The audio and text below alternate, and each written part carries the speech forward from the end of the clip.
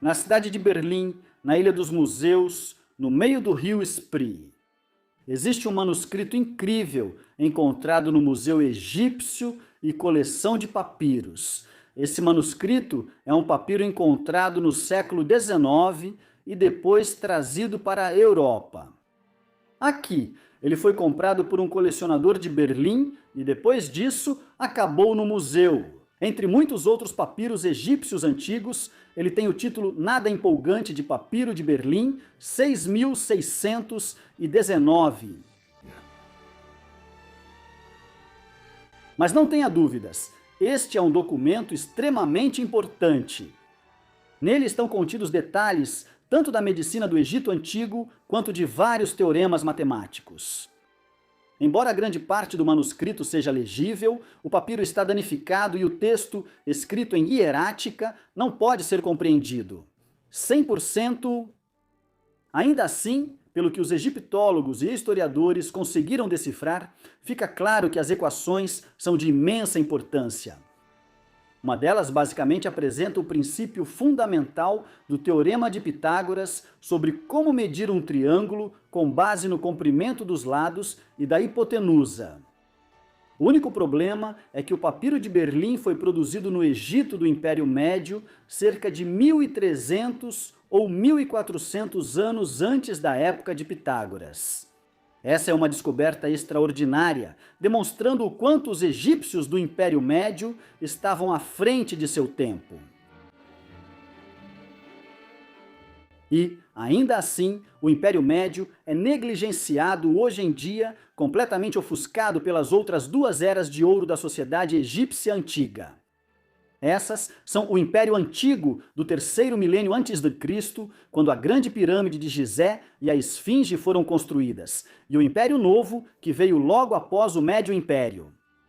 Foi nessa época que o Império Egípcio se estendeu até a Líbia, Sudão e o Levante, e governantes famosos como Ramsés II e Tutancâmon governaram o Egito. Talvez o relativo descaso com o Império Médio seja justificado. Mas como sugere o Papiro de Berlim, essa foi uma cultura que teve suas próprias conquistas, especialmente nos campos do conhecimento e da ciência. Em vez de através da construção de pirâmides, guerras e da edificação de templos impressionantes. Esta é a história do Império Médio do Antigo Egito, a era de ouro frequentemente esquecida do Egito Antigo. O Império Médio é geralmente datado entre 2040 a.C. e 1782 a.C., ou por volta disso. A datação não é precisa, pois existem diferentes listas de reis ou faraós que sobreviveram do Antigo Egito. Também existem pequenas variações nos detalhes dessas listas, o que significa que as datas das dinastias e dos reinados podem variar alguns anos ou até uma ou duas décadas aqui e ali. Ainda assim, o Império Médio é geralmente data do meio do século XXI a.C. até o início do século XVIII a.C., um período de pouco mais de 250 anos ou um quarto de milênio. Até então, o Egito já havia passado por um milênio de história complexa. Já fazia parte do Crescente Fértil, uma extensão de terra em forma de crescente que se estende do Egito ao norte até o Levante. E então, curvando-se pelo deserto sírio, estendendo-se até o que hoje é o sudeste da Turquia, antes de descer para os rios Tigre e Eufrates, no Iraque, esse trecho do Oriente Médio era coberto por uma rica camada de solos aluviais. Quando a última era do gelo terminou, cerca de 12.000 anos atrás, foi nesse momento que as primeiras grandes sociedades neolíticas começaram a se desenvolver na região.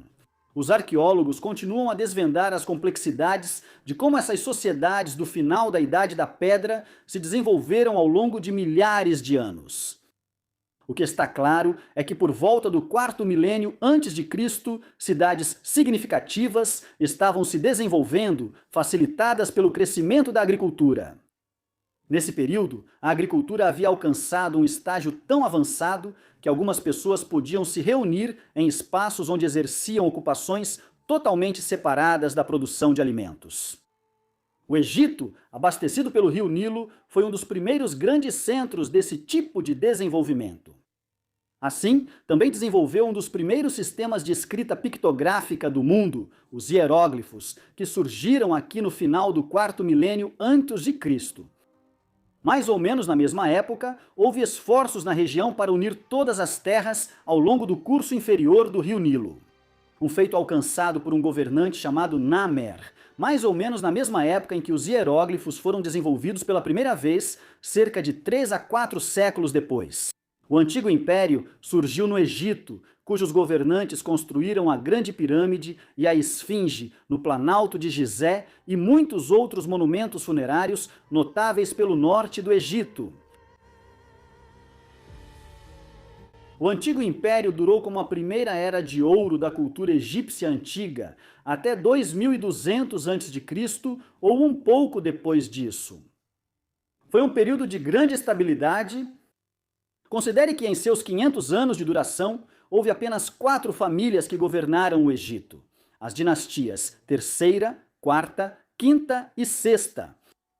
Em contraste, em um período de apenas cerca de 140 anos, aproximadamente de 2180 a.C. a 2040 a.C., o Egito passou por 4 ou 5 dinastias, dependendo de como se interpreta.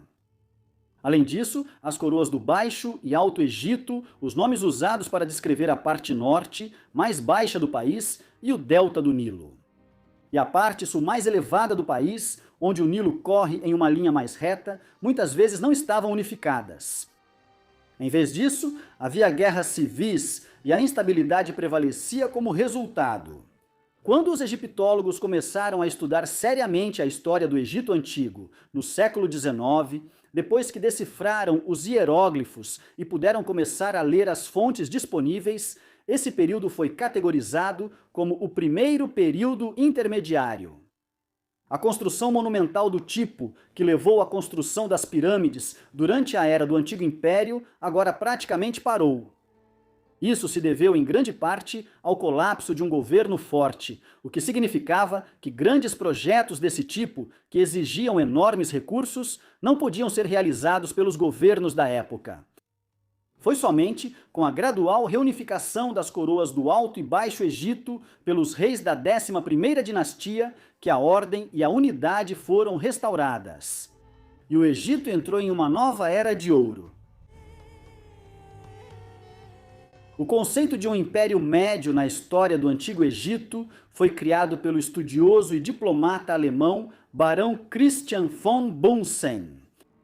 Na década de 1840, ele publicou um extenso estudo em vários volumes sobre o Antigo Egito. Isso foi impulsionado pela onda de entusiasmo pela egiptologia que tomou conta da Europa nas décadas seguintes. Após a decifração dos hieróglifos usando a Pedra de Roseta, uma pedra com um tratado trilíngue que havia sido encontrada no Egito durante a expedição francesa.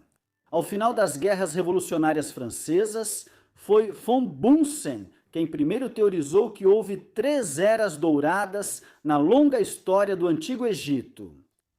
O Império Antigo, do período aproximadamente de 2700 a.C.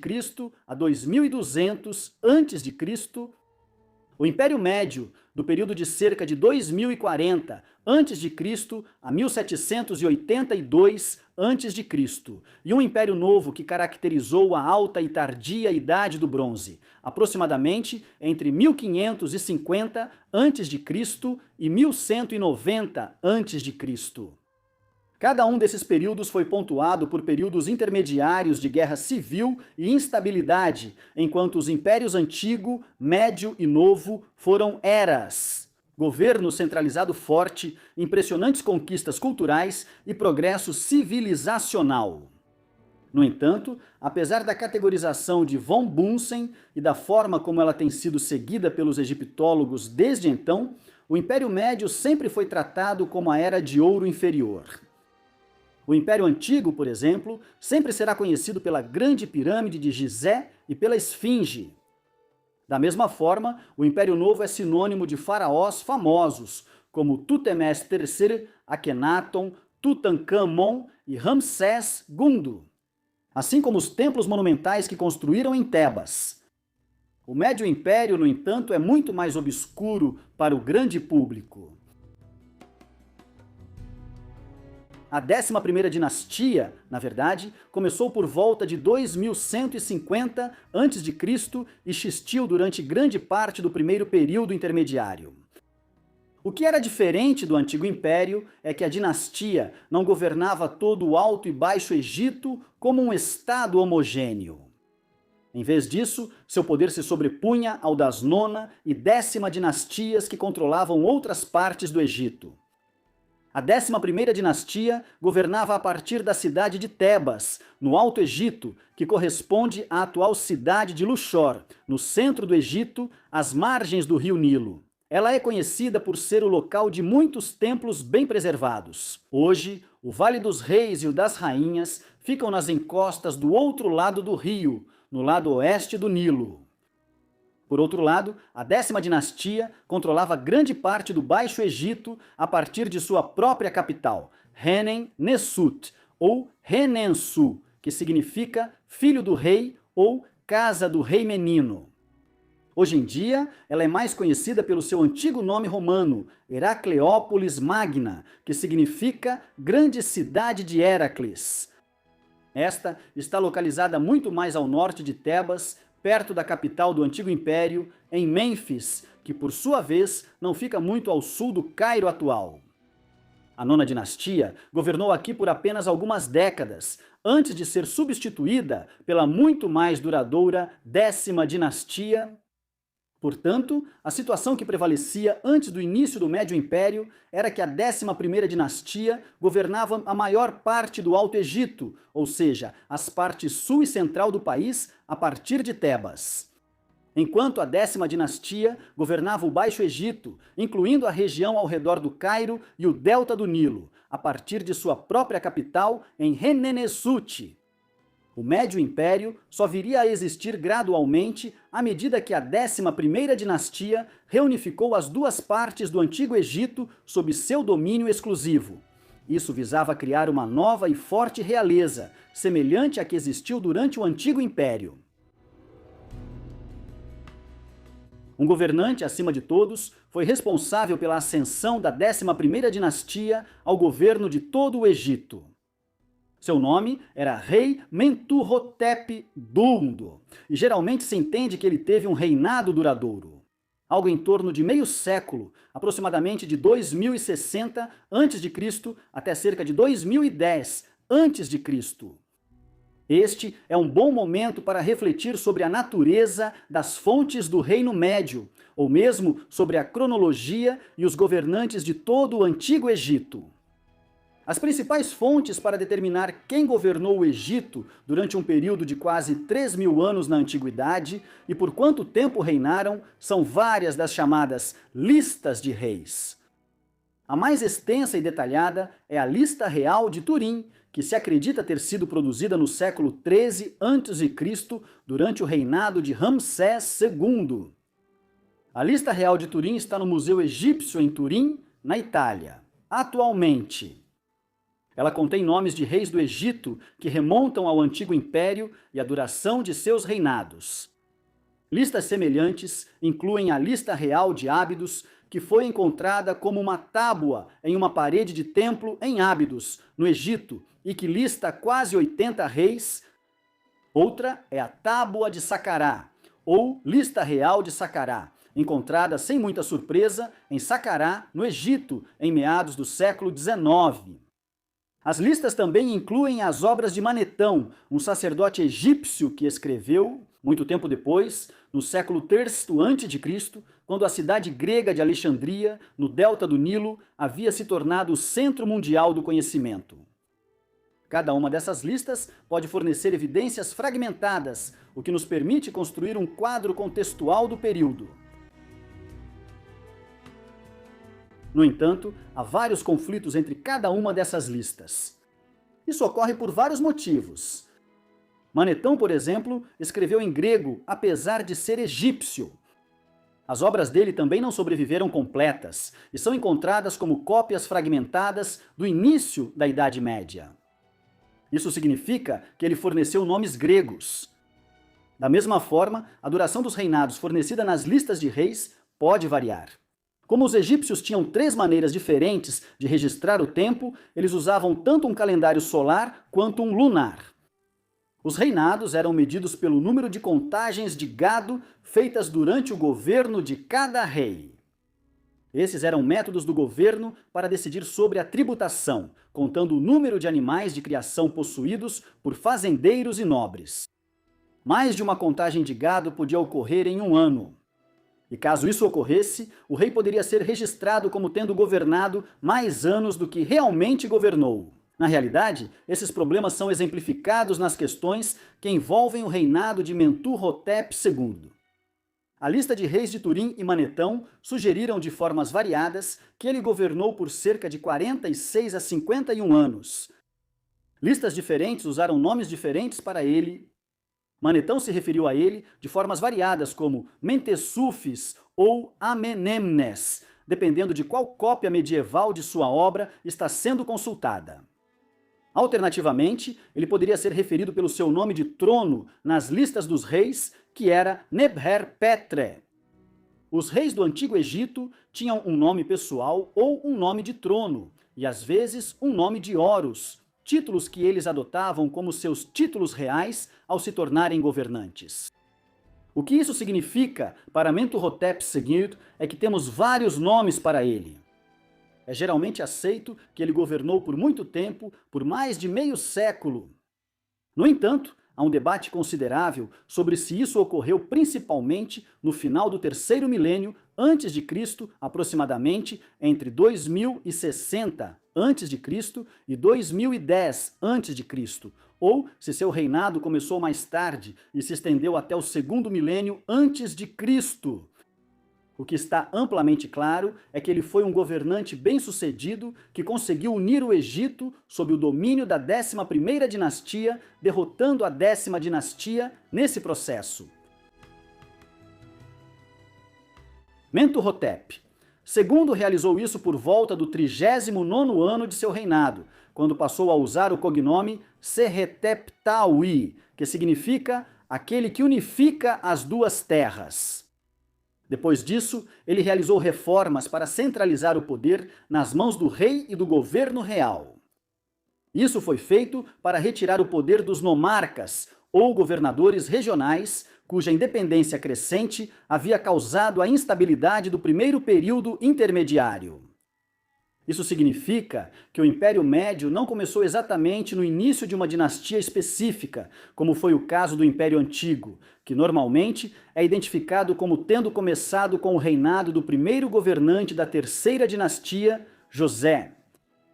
Em vez disso, o Império Médio meio que começou no meio da 11ª dinastia, quando Mentuhotep II unificou o Egito. Sob seu governo, normalmente se entende que consistiu de 7, 8 ou 9 reis. Eles não eram chamados de faraós nessa época. Esse é um termo posterior que foi desenvolvido durante o Império Novo, embora admitidamente seja regularmente aplicado retroativamente aos governantes do Império Antigo e do Império Médio. Mentuhotep II dominou a dinastia tanto pela duração de seu reinado quanto pelo impacto dele. Houve mais 2 reis da dinastia depois dele, Mentuhotep III e Mentuhotep IV, que governaram por cerca de 10 e 7 anos, respectivamente. Então, a 11ª dinastia chegou ao fim e foi substituída pela 12ª dinastia, talvez porque Mentuhotep IV não teve filhos, ou possivelmente devido a eventos mais maliciosos, aos quais voltaremos em breve. A questão é que o Império Médio foi firmemente estabelecido nas últimas décadas da 11ª dinastia. Uma característica dessa transição foi a questão de onde a capital do Médio Império seria localizada. Durante o Antigo Império, ela ficava em Mênfis. A 11ª dinastia governou a partir de Tebas antes da unificação do reino por Mentuhotep II. Por isso, ele seguiu governando dali. Depois, considerou-se retornar a capital para Mênfis. Por um breve período, no início da 12ª dinastia, uma nova capital voltou a ser estabelecida. Essa nova capital ficava na cidade de El-Lisht, que está estrategicamente localizada na entrada do oásis de Fayum, um grande oásis a sudoeste do Cairo. Eventualmente, porém, a capital foi transferida de volta para Tebas. Ela continuaria sendo, de modo geral, a capital do Egito durante todo o Médio Império e também no subsequente Novo Império. O primeiro governante da 12ª dinastia foi Amenemhat I. Ele assumiu as coroas do Alto e Baixo Egito por volta de 1991 a.C. Ele foi uma figura poderosa durante os últimos anos da 11ª dinastia, servindo como vizir, o chefe de fato do governo. Os egiptólogos ainda discordam se ele foi ou não um candidato de consenso para assumir o reinado. Após a morte de Mentuhotep IV, sem filhos e sem um herdeiro claro, é possível que Amenemhat I tomou o controle do reino de forma violenta, destituindo Mentuhotep e estabelecendo uma nova dinastia governante. Os egiptólogos geralmente concordam que houve mais 7 governantes na 12ª dinastia, tornando-a uma dinastia bastante coesa. Esses foram, em ordem de sucessão, Senusret I, Amenemhat II, Senusret II, Senusret III, Amenemhat III, Amenemhat IV e Sobekneferu. Quase todos eles governaram por longos períodos, entre 30 e 45 anos, exceto os dois últimos, Amenemhat IV e Sobekneferu. Sobekneferu é incomum por ser a primeira rainha confirmada do Antigo Egito. Algumas rainhas constam nas listas de reis de épocas passadas.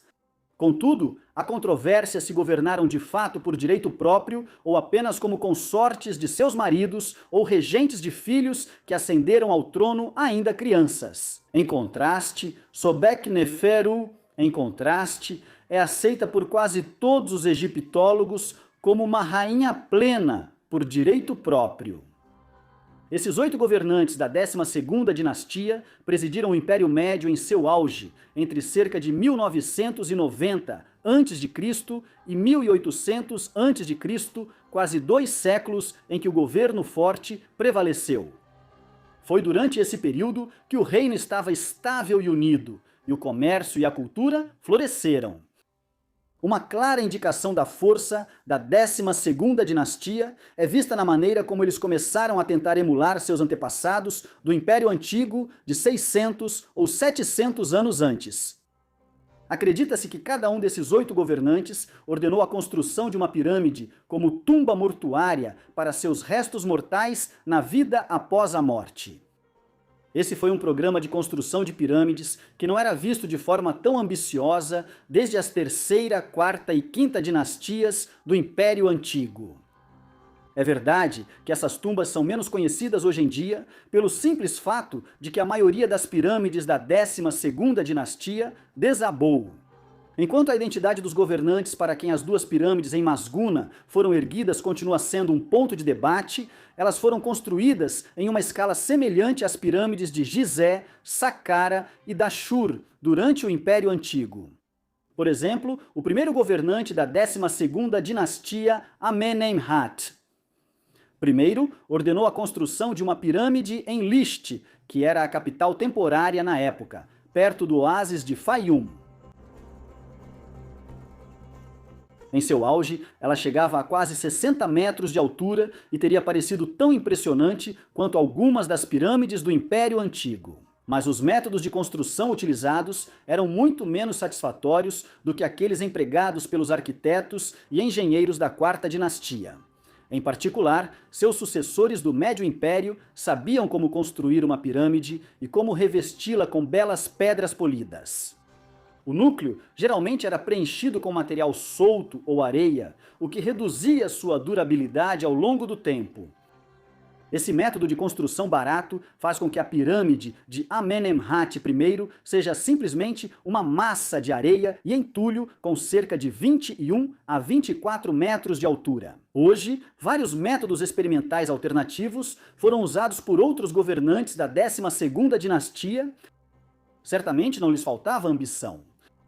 Sinusretesgul tentou construir uma pirâmide em Dashur, um dos principais sítios da necrópole do Antigo Império.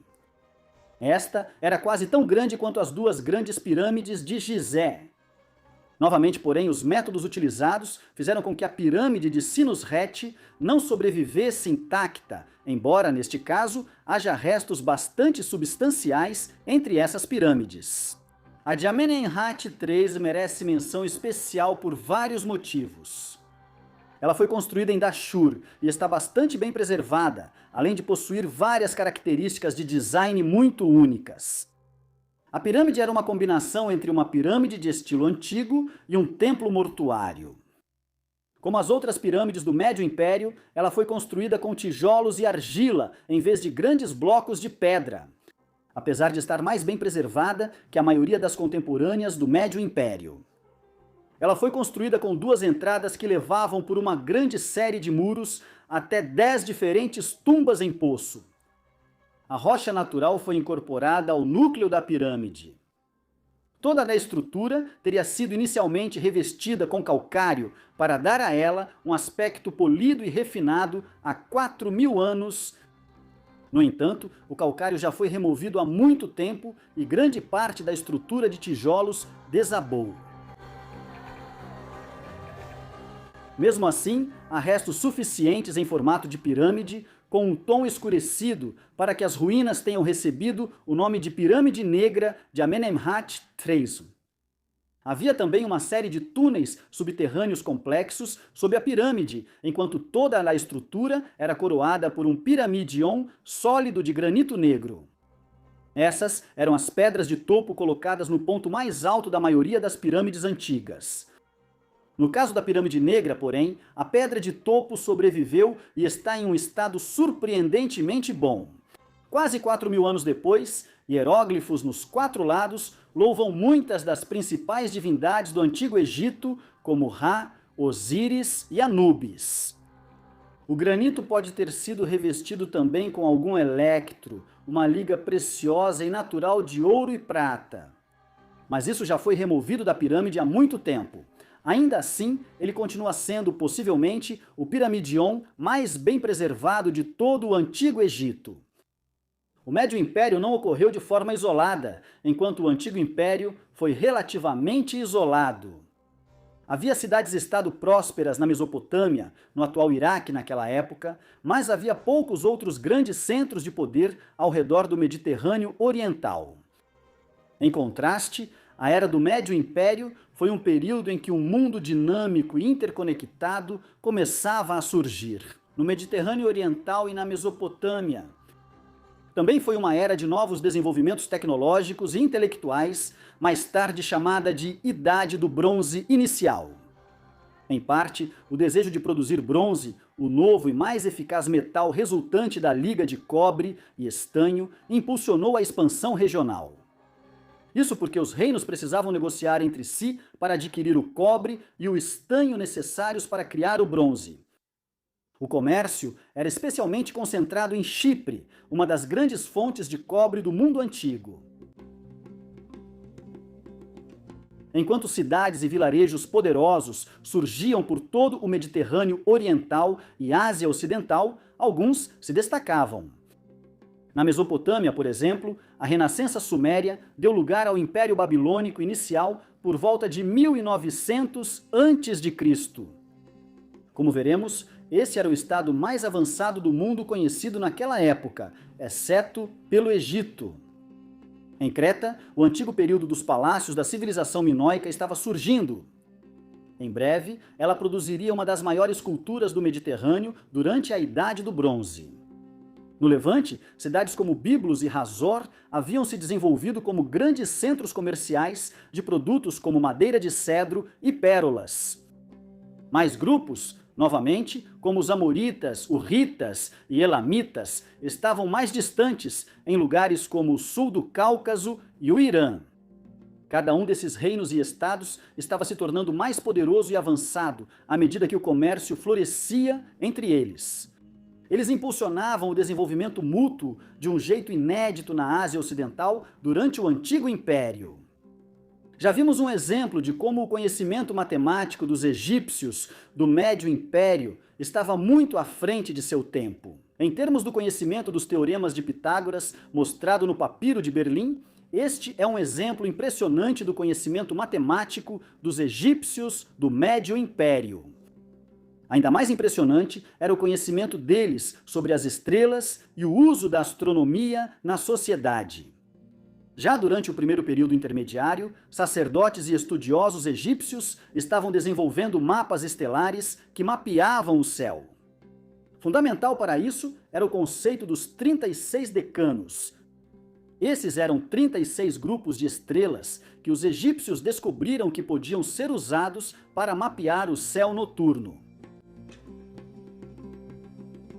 Além disso, eles foram mapeados de tal forma que esses decanos tendiam a se mover a cada 10 dias, de modo que certos decanos que haviam se tornado ocultos ao amanhecer por causa da posição do Sol voltavam a ficar visíveis.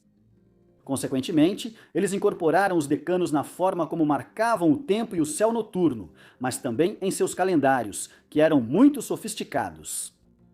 Eles tinham tanto um calendário solar quanto um calendário lunar.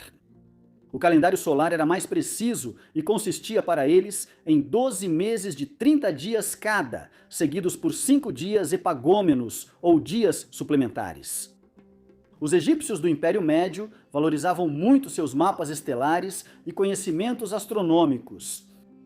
Isso é evidente, pois encontramos os mapas estelares ou tabelas de estrelas reproduzidos em formato artístico, elaborado nas tampas dos caixões dos reis da 11ª e 12ª dinastias. Eles também estavam avançando em direção a um sistema de estações lunares do tipo que acompanhava o progresso da Lua. Isso, eventualmente, resultaria no desenvolvimento do conceito dos 12 signos do zodíaco. Inevitavelmente, o conhecimento detalhado deles em matemática se desenvolveu em paralelo enquanto tentavam calcular a distância entre as estrelas, como elas se moviam e as medidas necessárias para triangular suas posições no céu noturno. Os egípcios do Império Médio não foram os únicos a desenvolver esse conhecimento sobre estrelas e matemática. Isso também era central nos sistemas de conhecimento dos sacerdotes dos templos do Império Paleo-Babilônico. Ao mesmo tempo, nas cidades da Mesopotâmia, as evidências são mais difíceis de reunir com precisão quando se trata dos babilônios, já que grande parte delas é derivada de tabuletas de argila que foram inscritas no primeiro milênio antes de Cristo. Claramente, muitas das fontes em questão datam da época do Antigo Império Babilônico, que coincidiu substancialmente com o Médio Império.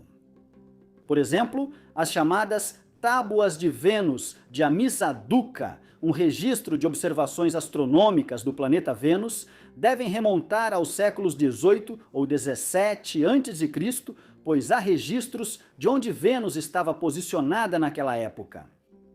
Há muitos fragmentos das tábuas de Vênus, sugerindo ampla circulação. Além disso, há conexões entre os antigos babilônios e os estudos astronômicos que estavam sendo realizados na época, mais ao leste, no que hoje é o Irã. Tudo isso sugere um mundo intelectual interligado, no qual o Egito do Médio Império possivelmente influenciou a Babilônia e outras partes do Oriente Médio. As redes de comércio, que transmitiam ideias culturais e conhecimento, expandiam-se simultaneamente. Isso sugere que o Médio Império foi influente na formação de desenvolvimentos sociais mais amplos no leste do Mediterrâneo e no Oriente Médio na primeira metade do segundo milênio antes de Cristo. Certamente não é mera coincidência que culturas avançadas, como as de Micenas, na Grécia, os minoicos, em Creta e as culturas da Anatólia, como o Império Hitita, começaram a surgir no final do Médio Império.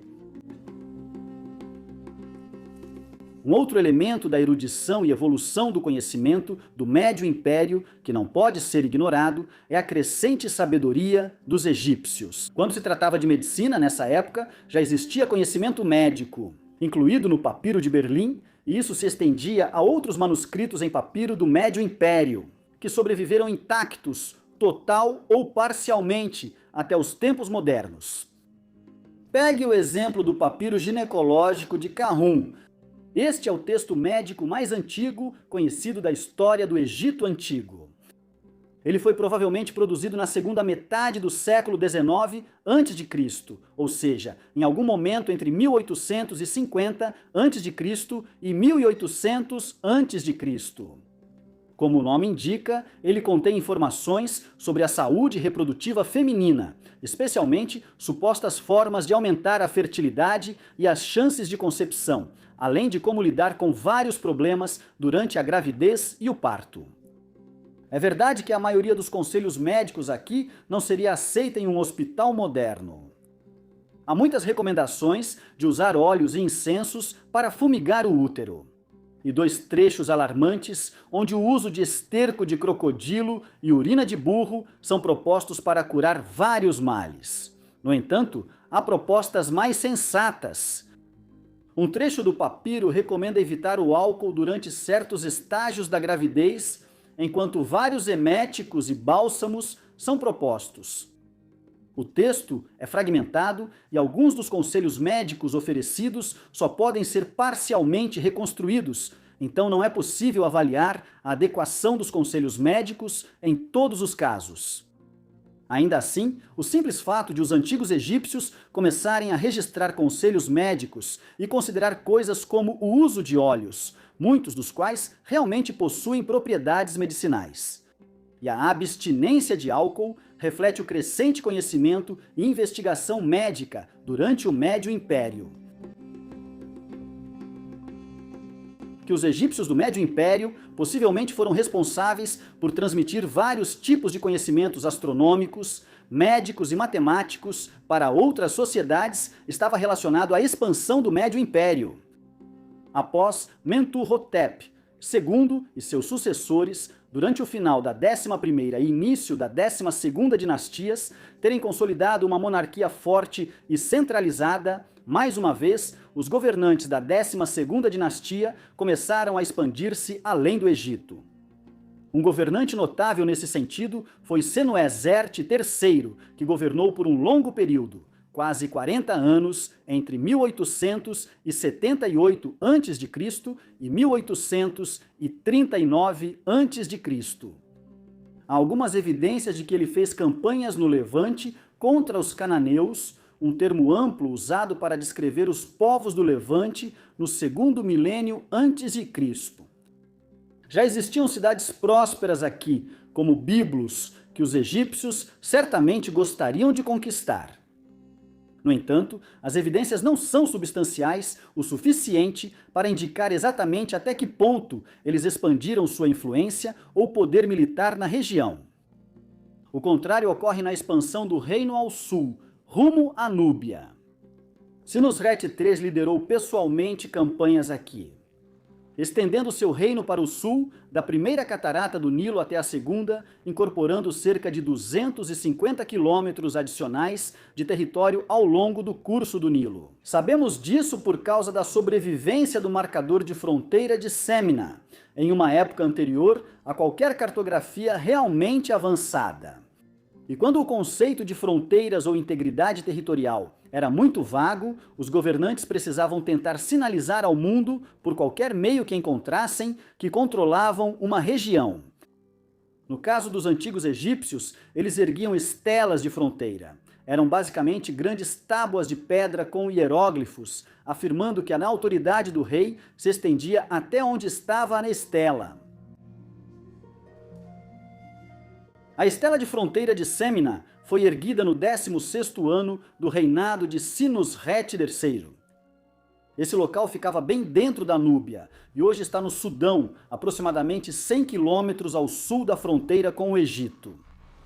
Não apenas uma estela de fronteira foi erguida aqui, como também vários fortes foram construídos em ambos os lados do rio Nilo. Durante o Médio Império, indicando uma expansão agressiva para o sul em direção à Núbia, o Médio Império foi uma era de mudanças para as pessoas dentro do próprio Egito. Pode ser difícil captar as sutilezas de tudo isso 4.000 anos depois e com conhecimento limitado e fragmentado. Além disso, as incertezas do dia a dia continuaram as mesmas para a pessoa comum. focada na agricultura ao longo das margens do rio Nilo. Ainda assim, variações sutis podem ser identificadas. O sistema religioso, por exemplo, permaneceu amplamente o mesmo que era há mais de 1000 anos. Os egípcios adoravam um panteão de centenas de deuses e deusas e possuíam um sistema mitológico e cosmológico elaborado que explicava o mundo, seu lugar nele e a natureza da vida e da morte. O que estava mudando no período do Médio Império era a importância atribuída a certos deuses. Ra, o deus Sol, que dizia-se atravessar o céu em sua barca solar durante o dia, trazendo luz ao mundo, havia sido a principal divindade no Egito do Antigo Império. Isso mudou durante o Médio Império. Houve uma ênfase crescente em Osíris, o governante do mundo inferior, e sua irmã e esposa, Ísis. Mais importante ainda, o deus falcão da guerra, Montu, surgiu brevemente como uma divindade significativa, pois estava associado à capital do Médio Império, Tebas. No entanto, foi outra divindade local tebana, Amon, que realmente entrou na consciência religiosa egípcia de forma abrupta. Ele foi fundido com o culto a Ra para formar Amon-Ra. E encontramos Senusret-Prime construindo a Capela Branca de Amon-Ra em Tebas, estabelecendo essa parte da cidade como um local religioso que mais tarde abrigaria o grande templo de Karnak do novo império. À primeira vista, as ruínas das pirâmides desmoronadas do Médio Império podem ser bastante decepcionantes de se ver, 4000 anos depois de terem sido construídas. Especialmente em comparação com as predecessoras do Antigo Império. No entanto, houve muitas inovações feitas na arte e na arquitetura durante o Médio Império que foram altamente significativas. Por exemplo, é desse período que temos os primeiros exemplos de estátuas em bloco, uma forma que ainda era usada quase 2 milênios depois, quando a dinastia ptolemaica governava o Egito. Essas mostram um indivíduo sentado com as pernas dobradas para cima. A forma tinha a vantagem de ser mais fácil de esculpir a partir de um único bloco de pedra. Muito mais significativo foi o surgimento dos primeiros obeliscos. A maioria das pessoas hoje em dia, com toda razão, acredita que o obelisco é uma peça de arquitetura religiosa e funerária, o que só começou no Novo Império. Eles realmente proliferaram no Novo Império, e os exemplos mais famosos vêm dos reinados de Tutemés III e Ramsés II. No entanto, os primeiros obeliscos dos quais temos conhecimento foram, na verdade, erguidos por Senusret-Prime. Durante seu longo reinado, no meio do século XX a.C., ele ergueu 2 desses monumentos altos e finos que continham inscrições hieroglíficas sobre seu reinado e sua relação com os deuses. Infelizmente, um deles, o obelisco de Abjig, está muito danificado atualmente. Ele estava localizado em Fayum e ficou exposto aos ventos do deserto por milênios, o que erodiu o exterior e acabou fazendo com que tombasse e se partisse ao meio.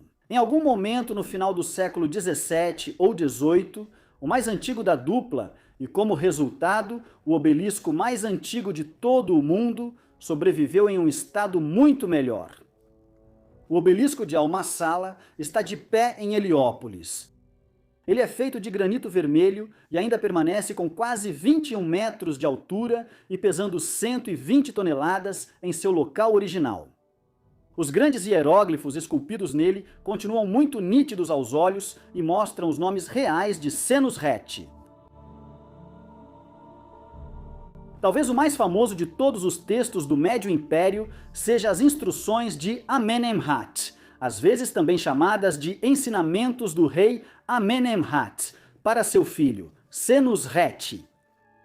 Embora a 12ª dinastia tenha sido geralmente um período muito estável da história da realeza, o rei Amenemhat I aparentemente foi assassinado por volta de 1962 a.C., ao final de um reinado que durou quase 30 anos. Seu filho, Senusret I, já era corregente ao lado de seu pai idoso naquela época. Ele acabou entrando em uma guerra civil após o assassinato de seu pai, da qual logo saiu vitorioso, tornando-se um dos governantes mais notáveis do Egito do Médio Império. Como atestam seus obeliscos, as instruções aparentemente foram escritas durante o reinado de Senusret, como um testemunho do reinado de seu pai. Elas foram apresentadas como o falecido Amenemhat, aparecendo para Senusret em um sonho, durante o qual ele descreve seu próprio assassinato da seguinte forma: foi depois do jantar, quando a noite havia caído e eu tinha passado 1 hora de felicidade. Eu estava dormindo em minha cama, já cansado, e meu coração começava a se entregar ao sono. Quando despertei, acordei em meio a um combate e percebi que era um ataque da guarda pessoal. Se eu tivesse rapidamente pegado armas em minhas mãos, teria feito os miseráveis recuarem com um ataque. Mas ninguém é forte à noite, ninguém pode lutar sozinho, nenhum sucesso virá sem um ajudante. Fui ferido quando você não estava comigo. Ele passou a oferecer ao seu filho instruções de como governar o Egito como seu sucessor, principalmente descrevendo seu próprio reinado e as coisas que fez certo e errado. As instruções para Amenemhat eram claramente um texto popular. 1000 anos depois, ainda era usado como modelo para poemas instrutivos semelhantes, e as cópias sobreviventes indicam que estava sendo lido. Ainda na época ptolomaica, 1 milênio e meio depois de ter sido escrito pela primeira vez. A literatura da época também nos dá uma visão adicional sobre a natureza do governo no Egito do Império Médio. Claramente, este foi um período em que o poder do reino egípcio era considerável. Muitos e muitos séculos depois, houve até uma tradição de que um dos reis da 12ª dinastia teria liderado uma expedição militar através do mar Mediterrâneo até a Europa. Essa é a implicação da história que Heródoto, o pai da história, relata em suas histórias sobre um antigo rei egípcio chamado Sesostris. Muito provavelmente uma adaptação de Sinusret e, portanto, uma referência a Sinusret I ou aos seus homônimos, Sinusret-gu e Sinusret-treiro. Da própria época, temos uma boa noção de como funcionava a sociedade do Império Médio, a partir de Ekanakte, papiros, uma coleção de cartas em papiro encontradas na tumba de Ipi. Um vizir que se acredita ter servido a um dos governantes da 12ª dinastia, ou possivelmente a um rei do final da 11ª dinastia. O nome desses papiros deriva do fato de terem sido escritos por um sacerdote chamado Ekanakte, que foi contratado para cuidar das tumbas, na necrópole, onde estavam os restos de Ipi. Eles discutem uma ampla variedade de questões relacionadas à posse de terras, comércio, tributação e assim por diante. Reconart escrevia essas cartas para sua família e servos que cuidavam de sua propriedade. Então elas lançam luz sobre como um sacerdote de classe média alta, associado ao governo, conseguia administrar suas terras à distância. Ele fazia isso escrevendo cartas para sua família e servos, mesmo enquanto realizava seu trabalho longe, cuidando dos túmulos dos falecidos. Tudo isso aponta para um nível razoável de alfabetização e de administração funcional de propriedades e conhecimento comercial entre a classe média alta e seus servos. Há 4000 anos no Egito do Império Médio, o auge do Império Médio foi alcançado nos 2 primeiros séculos do 2º milênio. A ciclice, basicamente entre cerca de 2000 a.C. e 1800 a.C. Como sempre, as datas são disputadas pelos egiptólogos, já que as listas de reis diferem em suas datas e cronologias. Mas, normalmente, considera-se que a 12ª dinastia chegou ao fim em ou por volta de 1803 a.C. A 13ª dinastia, que se seguiu, é categorizada como a última dinastia do Império Médio. No entanto, isso é contestado por outros egiptólogos. A questão diz respeito à grande duração da dinastia e aos seus altos e baixos. Houve dezenas de governantes dessa dinastia, vários dos quais reinaram apenas por alguns anos ou até mesmo por alguns meses. E a dinastia, como um todo, governou por 1 século e meio, até cerca de 1650 a.C. A questão de se ela deve ser categorizada como parte do Médio Império gira em torno dos altos e baixos da dinastia. É evidente que, no início e durante os reinados de alguns dos reis mais bem-sucedidos da 13ª dinastia, o poder real se estendia sobre a maior parte do Egito e um governo forte era mantido. Vários reis da dinastia construíram pirâmides em Darshur, especialmente a pirâmide de Khenjer, que incluía um impressionante bloco sólido de quartzito de 150 toneladas, esculpido como um único piramidion. Por outro lado, à medida que a dinastia avançava e governantes mais fracos assumiam o poder por períodos breves, o governo real foi severamente enfraquecido. A desordem logo se espalhou por boa parte do Egito. Como veremos em breve, ao final da 13ª dinastia, o Egito havia se tornado imensamente instável e acabou entrando em um período de invasão e domínio estrangeiro, combinado com conflitos regionais. Por isso, historiadores e arqueólogos têm dúvidas se devem categorizar a 13ª dinastia como parte da Era de Ouro, que foi o Império Médio. Ela começou assim, até certo ponto, mas não permaneceu desse jeito por muito tempo. O poder real entrou em colapso, a cultura associada à 12ª dinastia entrou em declínio e os dias dourados do Império Médio ficaram para trás. Devido a esses problemas, há alguns egiptólogos hoje que classificam a 13ª dinastia como pertencente a uma era mais ampla da história do Egito Antigo, conhecida como o Segundo Período Intermediário. Essa categorização foi desenvolvida para distinguir o longo período de desordem e instabilidade, que caracterizou o período entre o fim do Reino Médio e o advento do Novo Reino, uma nova era dourada do Egito que começou por volta de 1550 a.C. Como deve ficar claro a partir da descrição do debate sobre a 13ª dinastia, isso significa que o segundo período intermediário pode ser identificado de duas maneiras.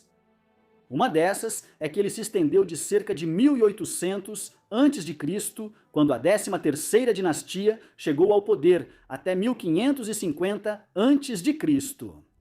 Uma alternativa é que ele foi muito mais curto, um período truncado de cerca de um século entre 1650 a.C. e 1550 a.C. Esse é um ponto de debate acadêmico. O que importava para as pessoas que viviam no Egito Antigo, nos séculos 18 e 17 a.C., eles perceberiam que seu reino estava em declínio e suas vidas mais difíceis. As causas principais eram relativamente claras. O governo real forte entrou em colapso durante a 13ª dinastia, em parte devido à rápida troca de governantes. Depois, uma potência estrangeira decidiu explorar a fraqueza do Egito.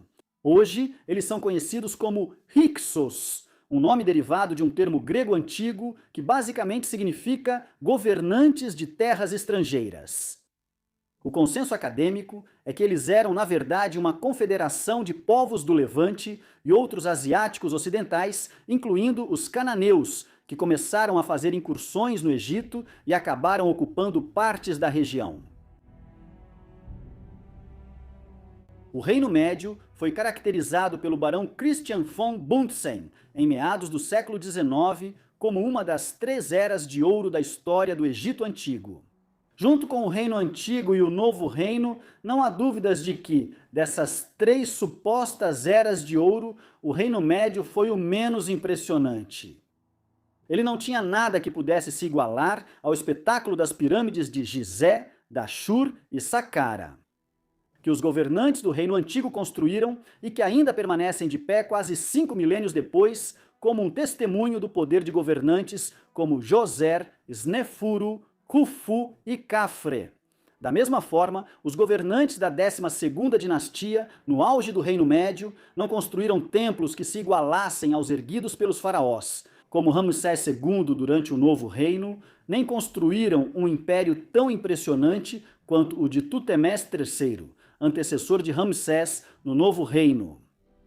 Mesmo assim, os governantes do Reino Médio, especialmente os da 12ª dinastia, tiveram suas conquistas.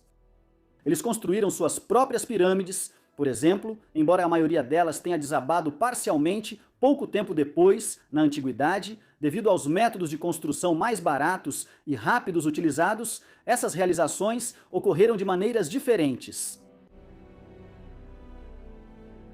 Os complexos de templos e pátios ao redor dessas pirâmides, por exemplo, eram frequentemente mais elaborados do que durante o Reino Antigo. Os piramídeos que sobreviveram do Império Médio indicam uma habilidade de extrair enormes blocos de granito e quartzito, que depois eram esculpidos e colocados no lugar como uma impressionante peça única de pedra polida. Talvez mais importante, Sinus-Hette I foi o rei responsável por mandar esculpir e erguer os primeiros obeliscos monumentais dos quais temos conhecimento. Ele e seus sucessores próximos, como Sinus-Hette III, foram reis do Antigo Egito, cujo poder era tão substancial quanto o de muitos dos governantes mais poderosos do Império Antigo e do Império Novo. Além disso, muitos manuscritos em papiro, como as instruções para Amenemhat, apontam para uma cultura próspera onde algumas pessoas claramente desfrutavam de uma alta qualidade de vida. Além disso, as descobertas matemáticas e astronômicas feitas por sacerdotes e outros estudiosos no Egito e na Babilônia nessa época eram do tipo que impactaram o conhecimento antigo por séculos futuros. Sem suas conquistas, a próspera cultura da Idade do Bronze, tardia que caracterizou o Mediterrâneo Oriental em meados do 2º milênio a.C., da qual o Novo Reino fazia parte, talvez nunca tivesse se desenvolvido. Talvez esse seja o maior feito do Reino Médio. O que você acha do Reino Médio? Será que os avanços feitos em governo, conhecimento matemático, medicina e astronomia marcam esse período como uma era de ouro do Antigo Egito, ou ele fica ofuscado em comparação com o Reino Antigo e o Reino Novo? Por favor, deixe sua opinião na seção de comentários e, enquanto isso, muito obrigado por assistir.